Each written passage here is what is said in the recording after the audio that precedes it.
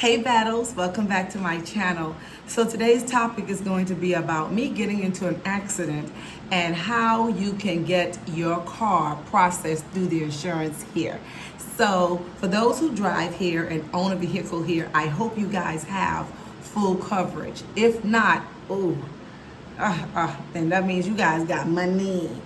So anyway, so let's stay tuned and let's have a conversation about how I got into an accident and what is the process of submitting a claim to the insurance company here in Ghana. So stay tuned.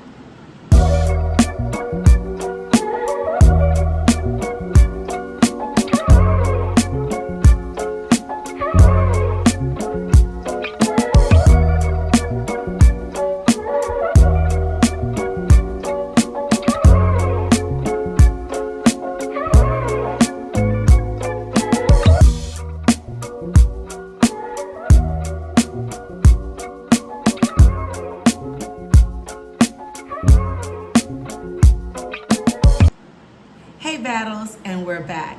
So based on the topic of this video, we know that I got into an accident here. And so let's start from there. When I bought my car last year for my birthday, when it arrived, I was told that I can go ahead and insure it. But before I even got it registered, I just wrote it with my DV plates and I got it insured that way. So I wrote it all the way until the end of the year, and then once you see 2024 ended, I had to get another DV plate or register it.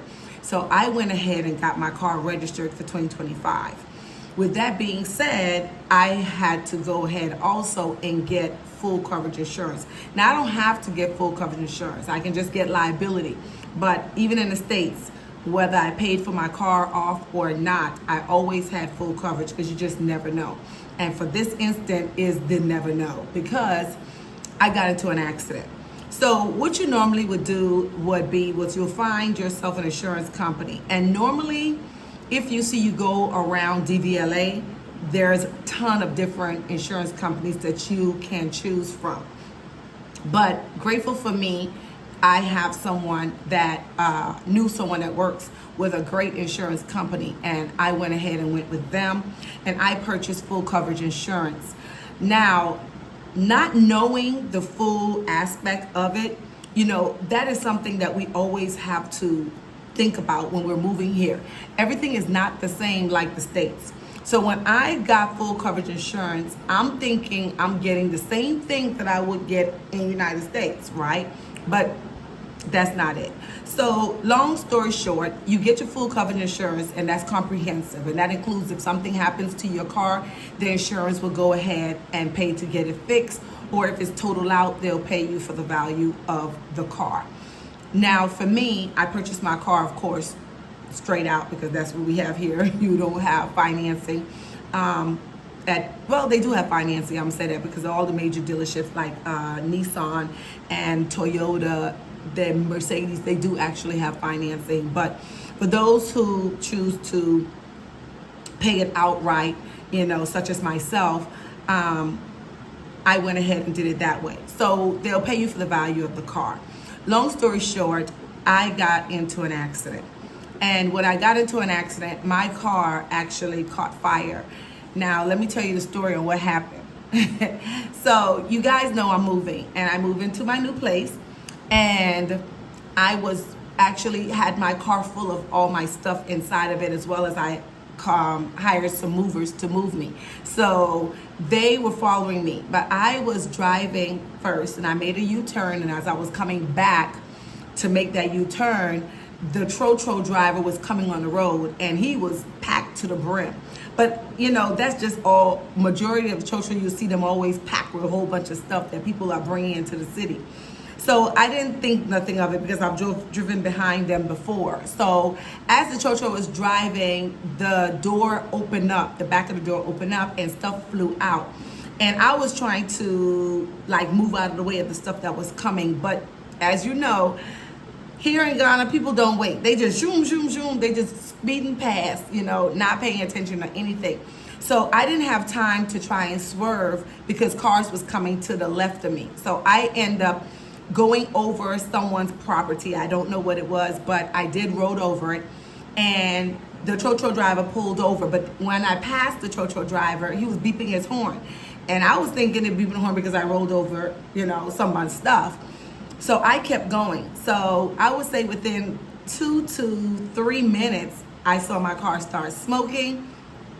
And when it was smoking, it was like white smoke. Now, I used to be a firefighter. So with me being a firefighter, I knew the signs of, fire. So once I saw the white smoke, I was like, okay, I can make it to my destination because I wasn't too far. But then it turned into black smoke. And right then and there, I knew, okay, my car was on fire, because that means that there's no oxygen for the fire to basically, ignite. But there was fire there. So I pulled over immediately because my car was a diesel car. So I just pulled over. And as soon as I pulled over, in my peripheral as well as in front, I'm looking around. I'm seeing people running towards my car. And that let me know right then and there, okay, I was in danger. I was in the car with my housekeeper. So we both was going to my new location. And so we got out the car. And as soon as we got out the car, I can see the fire coming from underneath my car. So I jumped out the car, people were coming, and thank God it rained the night before. Now, this is gonna be the first time I ever say, I am so grateful for the potholes here in Ghana, because it rained the day before. So those potholes that was on the side of the road going was full of water. So people was like using cups and stuff like that to try and throw water on the car. So one guy was like, pop the hood, and he was telling me to turn the engine off, because I just jumped out the car. So I had to go back in and turn the engine off, and then they were throwing dirt and everything to stop the fire. So he popped the hood, and as soon as he popped the hood, poof, my car went on fire. So they're still trying to throw the fire on. So I decided to call, the police department so they can call the fire department. So they did. They called the fire department. They called the police department. Long and behold, they never showed up. But thank God these people was here. So it took about, I want to say, almost an hour to get the fire to stop. It was just burning. So I'm gonna show you guys a video of it right here. You'll see the video of my car. So with that being said, after my car caught on fire, I had to try and get to the battery. And when I went to get to the battery, so let me go back. Here in Ghana, you must have a fire extinguisher in your car. And my fire extinguisher was in my trunk, which is where my battery was. And all my stuff was inside of the trunk. I had laid the seat down, my clothes, everything was inside of there. So I couldn't reach to get the fire extinguisher. So I'm thinking, what to do as they're trying to take the stuff out my car. So thank God there was a business that was at the corner, and I ran to it and asked them to use their fire extinguisher. Thank God they did. So I came back. By the time I came back, with the fire extinguisher, they were able to get everything out my car to get my fire extinguisher. My fire extinguisher was very small, and this fire was big. So they were using my fire extinguisher. So when you see I came back, the fire was actually inside my car by this time. So they were using the fire extinguisher outside, and I took the big fire extinguisher and told them to take the small one inside and then take the big one to try and put the fire out. Lo and behold, thank God, no one was hurt. We were able to get the fire out. Now, the process of doing this is just, I must say, it's stressful to try and get your claim done. Now, I forgot that I had full coverage insurance. I've totally forgot. And my friend I was on the phone with, he was like, didn't you get insurance? He asked me, did you get insurance? And I was like, oh, yes, I did. So I went ahead and got off the phone with him and called the insurance company. So this is where it gets tricky, and it's very important that you pay attention to what your policy says and what it will give you. So after the fire department never showed up and the police never showed up, these people, thank God, came and helped me get this fire out. So later on, finally the fire department came. I had to get the car towed because where I had parked, it was in front of someone's house. So I didn't feel like it was safe for me to leave it there in someone's house. They can't get in because it's like literally I parked right in their driveway. So I got the car towed to some mechanic shop that wasn't too far up the street. Someone knew someone and we got it towed there. So later on that night, I was able to get a fire department, and they did came out and they saw my car. So now I'm talking to the insurance people about, you know, submitting a claim for my car. Now let me tell you, here they do not provide rental cars. So they don't give you a courtesy car or anything like that. It's not provided in your coverage or anything. So I do not have a car. So I'm back with a driver. But in the meantime, you have to get a police report. You have to get a fire report, and that's only because my car was on fire. Then on top of that, you have to get DVLA to come out and inspect the car to see if the car is able to put back on the road, meaning if it can be fixed and if it's safe to come back on the road. Now let me tell you something. Gonna love money. Gonna love money. So with the police department, I don't have to pay them anything, but they do work with DVLA. And I have to pay DVLA a fee for them to do the application for me, as well as a fee for them to come and look at my car. And I cannot get a police report without the DVLA. Now, the fire department, I have to pay a fee for them to get a report for me. And I cannot get that fire report well, let me take it back. I can get the fire report, but I can't submit it, nor will the police department give me theirs without getting the fire report to put together to give me the report to give to my insurance. Now, all of this is literally 3 different departments that I have to go to. And all 3 departments have their own requirements for you to be able to submit a claim. And when it comes to insurance, as soon as you put down that you're doing it for an insurance, that's when people start looking for money, okay? And I hate to say it, the good things and the downfall of living in Ghana, you know, is no one wants to do their job effectively unless you're giving them something, right? So it's like you're getting paid to do your job, but they're not going to do it unless you dash them something, you know. So I don't really like that part of it, but I've been blessed that I meet people who do their job, you know, without expecting anything in return.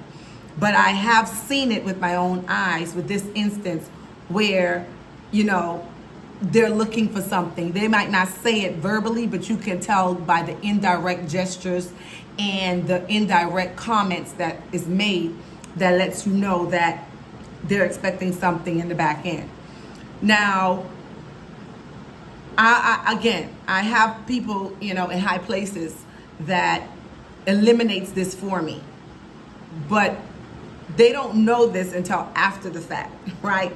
So it isn't until after the fact, once you see I've dealt with them and then I speak to who I know, then they'll come back down and trickle down, and then next thing you see, that's gone. They don't look for it at all. So I can really see when I hear people tell stories, or when I meet people in different groups and they say, you know, I always have to pay something, I always have to do this. And I'm like, wow, because when I did my video on me getting my money back from me being scammed, I didn't experience that. But now looking back at it, I realized that I had someone in high places, you know, that overseas, so therefore they don't want to do that with that person knowing that that's what they're doing. So they didn't do it. So with that, I realized that it does happen. You know, I cannot be naive or go blind on it to think that that doesn't happen, because it does. Now let's talk about the process. Now, like I said, it all depends on your accident. My policy will not and do not pay out if it's mechanical or electrical. And the reason they don't pay out that is because here in Ghana, they fix everything. They will ride, drive, till the wheels fall off. And if the wheel fall off, they'll go back and grab the wheel and put it back on and figure out how to make that wheel turn again. So with that being said, the insurance company, to protect themselves, because of course they know Ghana, they don't pay for mechanical or electrical. So it has to be accident only. And thank God I got into an accident.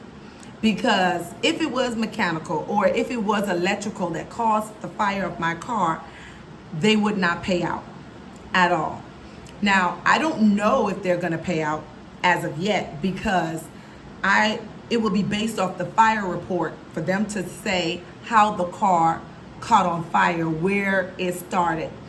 So once that fire report comes, based on what they say, then they would say, okay, yes, we approve this, or no, we don't approve this. But for me, I'm confident to know that I got into an accident. And because I got into an accident and ran over someone's property, then, well, let me fix that. Because I got in an accident and ran over someone's property that fell off of a trotro, because I didn't run over no property on purpose, but ran over someone's property that fell out of the trotro, that caused my car to catch on fire. So hopefully that would be what's in the report, along with the police report, which the police report states that, this is what happened. The trotro fell. Stuff came off of the trotro and I ended up running over it. So that was already investigated upon. So that's concrete. But still, because it's a fire, they need the fire department to come and say how the fire started. So I'm still waiting on that. It's only been about a week now that I got into the accident and my car caught on fire. So that's another thing. The fire department report takes a while, almost, I'm going to say 2 to 4 weeks, because the insurance company called me and let me know that once you see they get the receipt that I paid to get the report, that they will use that to be able to show initiative of me putting in a claim. With that being said, I have to wait. And it takes they told me it took someone else about a month. So I'm going to say a month, that before I'm able to know if my claim is approved for them to fix my car. Now, you guys, when you guys purchase a car here, whether you get it registered or not. Now, when I got my car, I did not get it registered. So I rode my DV plates all the way until January, I'll say, whenever the new 2025 DV plates came out, that's when I renewed. So with that, I just rode it with my DV plates, but I still went and purchased comprehensive on the car. I still went ahead and purchased it. So when you see my new plates came out and I went and registered the car and got me a 2025, then I paid for full coverage again. But this time I did the extensive one, which is what I'm doing now, which it includes, because that one was, the one I picked was just to cover the car, which was liability. And if I hit somebody else, it'll pay for them as well. If someone hits me, it pays as well. But I didn't get the total amount of the value of my car. I just did like maybe, $5,000-$6,000. But with this one here, I got the full value of my car. And that's something that also that you should do. Do not make the mistake that I did the first round and just did, $5,000, because that wouldn't have been enough to fix my car or to replace it. And I wasn't really thinking at that time. I was like, oh, the year is soon finished, so I'll just buy something small so I can have it. But even now, I purchased the insurance, and I didn't purchase it over the value for if you see something happens. I literally just purchased it at the value of my car. And that's one thing the insurance guy told me. He was like, next time when you get insurance, always go over the amount. So if your car is worth, let's say $15,000, then get insured for 20,000. Okay, don't just get insured for 15, because your car depreciates, right? And so if you end up wanting to keep your car and they end up, saying you only did 200,000 Ghana cedis, and your car is actually worth, 20,000 or 15,000, then that's all they're going to pay you if they end up, crossing it out and saying that it's total. But if you see it needs to be repaired and you buy it, then they can repair it. But guess what? If you see you got a car that's expensive, then the repair of it, you would have to come out of pocket for it. So I think it's best to always just go above, like he said. So just wish me luck that I get approved for my insurance for them to fix it. I don't know what the total cost is as of yet. I'm waiting on the estimate from from the mechanic to do a detailed estimate. That is what the insurance company need, as well as the fire department, so they can put it in their report.